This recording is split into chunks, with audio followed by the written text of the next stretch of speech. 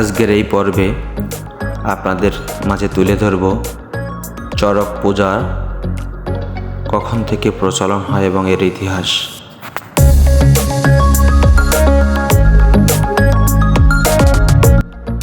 চড়ক পূজা পশ্চিমবঙ্গ, ত্রিপুরা ও বাংলাদেশের হিন্দু সম্প্রদায়ের অন্যতম একটি গুরুত্বপূর্ণ লোক উৎসব।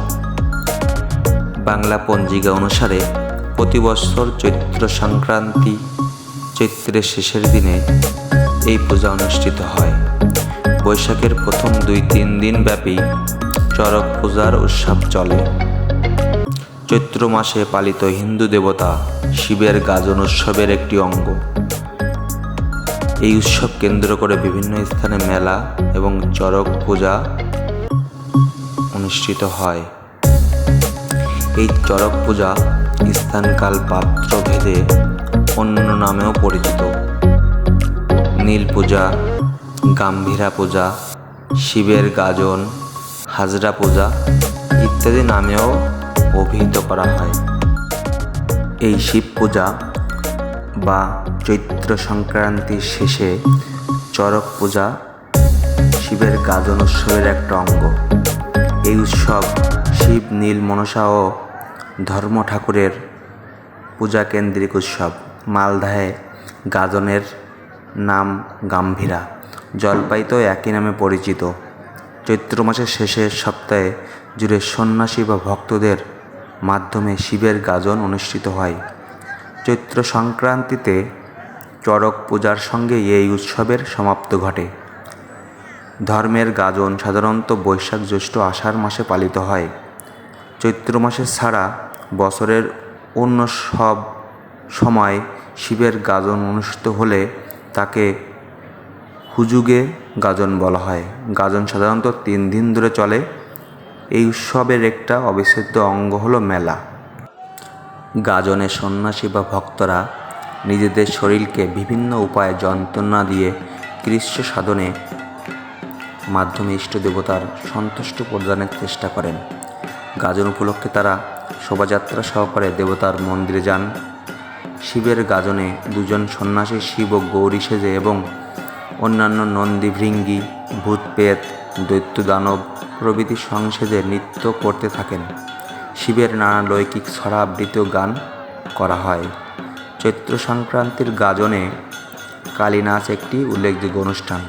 ধর্মের গাজনের বিশেষ অঙ্গ হল নরমুণ্ড বা গলিত সব নিয়ে নৃত্য বা মর খেলা। শিবের গাজন, গাজন শব্দটির নামকরণ এভাবে এসেছে। বাংলা গাজন শব্দটি গর্জন শব্দ থেকে ব্যুৎপত্তি হয়েছে। এই উৎসবে অংশগ্রহণকারী সন্ন্যাসীরা প্রচণ্ড গর্জন করে বলে উৎসবের এইরূপ নামকরণ হয়। অপর মতে গা শব্দের অর্থ হল গ্রাম এবং জন শব্দের অর্থ হল জনসাধারণ। গ্রামীণ জনসাধারণের উৎসব হওয়ায় এই উৎসবের এই নামকরণ করা হয়। লোকবিশ্বাস অনুসারে গাজন উৎসবের দিনে দেবী হরকালীর সঙ্গে শিবের বিবাহ হয়। বিবাহ উৎসবে সন্ন্যাসীরা বরযাত্রী হিসেবে অংশ নেন।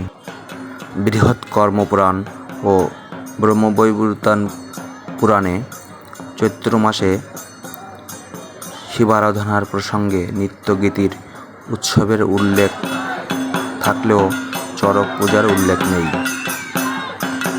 তবে পশুপত সম্প্রদায়ের মধ্যে প্রাচীনকালে এই উৎসবের প্রচলন ছিল।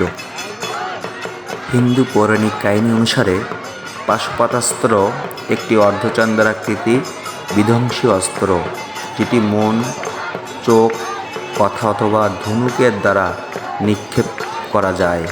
এটি কালী এবং শিবের ব্যক্তিগত অস্ত্র। এটি বাংলা পশুপত অস্ত্র নামেও পরিচিত। একমাত্র মহারথীরাই মহারথীদের বিরুদ্ধে ব্যবহার করেছিলেন পশুপতাস্ত্র। চড়ক পূজায় বিশেষ বৈশিষ্ট্য হল ভক্তের পিঠে লোহার হুক, বড়শি লাগিয়ে গাছে বা চরকায় উঠানো হয়। হুক লাগানো অবস্থায় ঘুরতে থাকে ভক্ত। ঘোরা শেষ হলে রক্ত বা কাটা চিহ্ন মিলিয়ে যায়।